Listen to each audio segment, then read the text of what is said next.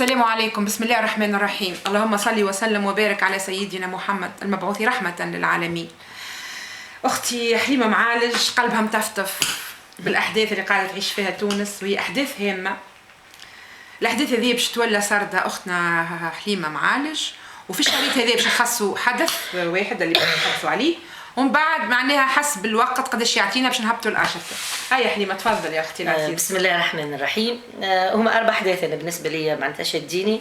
دعوة نقابي عدنان الحاجي للاقتتال معناتها بين التونسيين والتحريض عليه. احتضان المنابر الإعلامية على غرار تونس 7 والإذاعة إلى التجمعيين وفتح المجالات ليهم من جديد، إحياء الموتى. وعندنا مسألة نواب الشعب في المجلس التأسيسي والزيادات اللي طالبوا بها، والموضوع اللي أهم موضوع عندي أنا ومعناتها عنده أولوية كبرى هي مسألة إضراب المعلمين يوم 30 ويوم 31 بعد أن كانوا قد أضربوا يوم 16 من هذا الشهر. نحن ندخل مباشرة في الموضوع الأهم اللي هو موضوع إضراب المعلمين.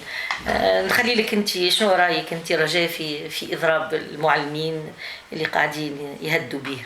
والله ما كنتش نتصور المعلمين التوانسه اللي عانيوا تحت نظام بن علي، يعني كانوا مهمشين، ما همش قاعدين ياخذوا في حقهم كما ينبغي. شهريهم صحيح ما هيش معناها الشهريه متماشيه مع معناها الظروف الاقتصاديه في البلاد، ورغم ذلك تحملوها وكانوا يعوضوها بالإتيود.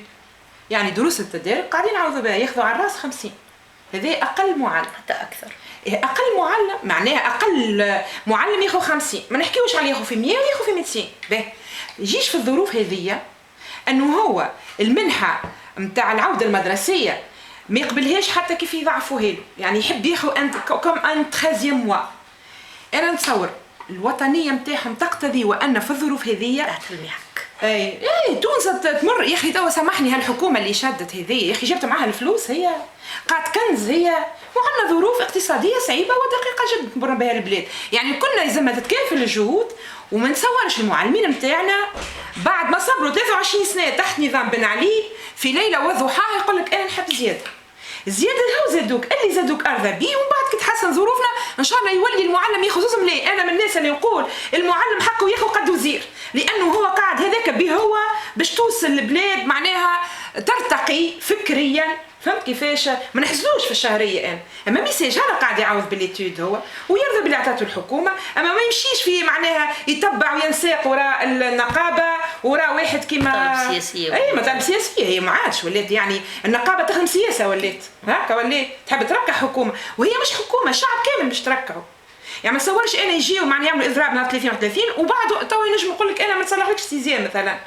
على كل نستبعدها ان المعلمين نتاعنا ما يكونوش وطنيين. انا وياك راجل فرد جيل ما نتذكرش انا معناتها، واذا كان فما شكون عنده عكس هدايا انه وقع اضرابات وكنا وقت اللي كنا نقراو معلمين ولا تعليم بصفه عامه، كنت يمكن الطلبه كانت تتجرأ وتعمل ولا حتى تلامذه في الثانوي. كانت شويه اساتذه التعليم الثانوي عندهم اما المعلمين ونبل الرساله نتاعهم يستحيل في الظرف هذايا. معناتها كانت انا واحده من الناس ديما نقولها مانيش ضد الاضراب حق مشروع ومطلب معناتها مطلب مشروع وشكل من الاشكال الراقيه واشكال اللي ما ينجمش يجي حتى واحد ضدها. لكن الواضح جدا انه المساله تجاوزت مساله المطالب. يا اخي انت 23 سنه وانت تقاسي وقبلوا مع بورقيبه جاي توا في شهر وفي شهرين في ظرف نتاع امتحانات، هذا لي ذراع.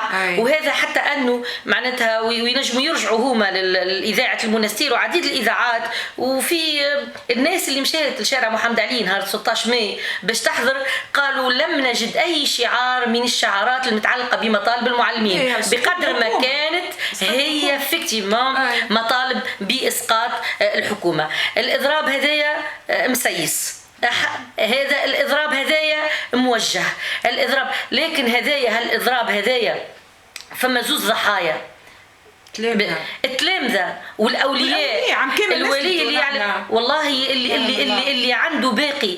فما ناس رجاء تخدم في زوز ديار وفي 3 في نهار، تخدم الصباح مثلا عندي انا والعشيه تقول لي ماشيه باش تنجم تقري ولدها. اذا كان نحن هي الحكومه ما عندهاش ويستحيل معناتها، وهالمطلبيه بعد ثوره اللي كثرت وهل صارت هذه، نرجعوا للبلدان الاخرى اللي صارت فيها ثورات ونشوفوا نحن التعاطي متاع التوانسه، وخاصه معناتها اصحاب اللي يخدموا في الادارات، الاشكال المطلبيه اللي معناتها غير معقوله، غير معناتها ما يقبلهاش العقل، نتاع تعجيز وفوق هذا ودونه معناتها فيش في انبل ما يمكن. نحن مازلنا نستحضروا قفل المعلم يوفيه التبجيله، كاد المعلم ان يكون رسولا. علاش هالمشهد هذا يتنحى؟ وقت اللي تجيو انتم توا صغيرات تحبوا تضيعوهم، اولياء تحبوا تفلسوهم، معناتها الزوالي بالفعل عام كامل راه واحد اقل شيء يخسر ولده ايتود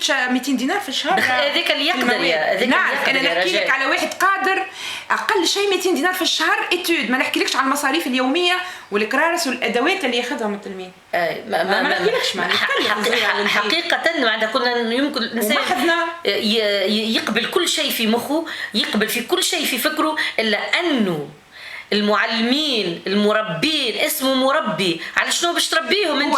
باش تربيهم تواج علاش قادره فيهم الاجيال؟ تربي فيهم على الانتهازيه، تربي فيهم على الاستغلال، تربي فيهم على انهم معناتها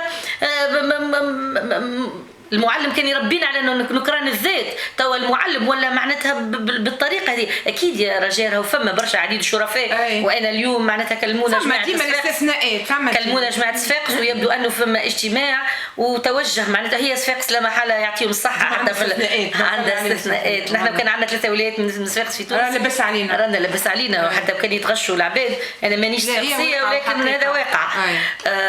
فما توجه نحو انه معناتها زاد كيف باش يفشلوا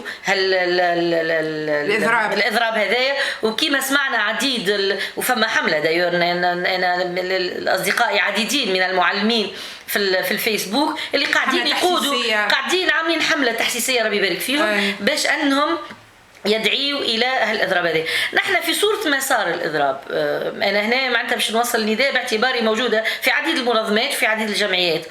انا نمد بقدر ما انه ندعو الحكومه لعدم الانجرار وراء المطالب هذه. مش معقول برا خدم البطاله يا اخي، برا خدم البطاله اللي قاعدين معناتها قاعدين ينتحروا لتوا. حتى بعد الثوره نسمعوا في كل يوم ناس قاعده تنتحر. لا مش وقته المطلبيه نتاع حتى واحد ما عنده الحق في المطالب. انا باش نقول لك حاجه حليمه لهنا تقول لي برا خدم البطال توا سي خرعان يا اخي. انا باش يقف لي هذاك ونجيب واحد ما عندوش معناها اقل ما عندوش حتى دروس. لا مش هو. لا على المطالب قلت لك معناتها توا انت الاولويه لتشغيل العاطلين. مش باش نزيد معناتها الشباب عمرهم 35 و40 سنه و45 سنه مازالت ما تعرفش الخدمه وما عرفتش وقتاش يبدا حياته هذايا. الله غالب. مطالب جايين بعد ثوره بلاد يعلم بها ربي الحمد لله انه تعدت لنا معناتها مهما يكون سلامات. انا هنا باش ابخس الاثمين بارابور للليبيا لا محاله معناتها سوريا بالفعل معناتها شهدائنا ربي يرحمهم ان شاء الله يتقبلهم برحمته. اقل شهداء اكيد والتوانسه يحبوا يعيشوا رايدين ما فماش. نحن هنا بقدر ما انه نطلبوا من الشرفاء كونهم باش يعدلوا ويتراجعوا فالاضراب هذوما ياجلوا طلباتهم ياخذ شعب اللي تقدر عليه الحكومه. العام الجاي شنو اللي فات ما فات تحسن الظروف يزيدوا كلنا نخدموا كلنا ماذا بينا تتحسن وضعيتنا. والله صدقني قلت لك انا نحبوا ماذا بي المعلم ياخذ قد وزي واضح لان المهمه نتاعو صعبه جدا من ناحيه ثم هو رساله نبيله معناها ماذا بيه المعلم يقري وهو مرتاح. قفل المعلم يوفي التبجيله كاد المعلم ان يكون رسولا. نحن ما نحبوهاش الصوره هذه معناتها تتبدل. نحن كان المعلم هو المرجع ساعات قبل البو.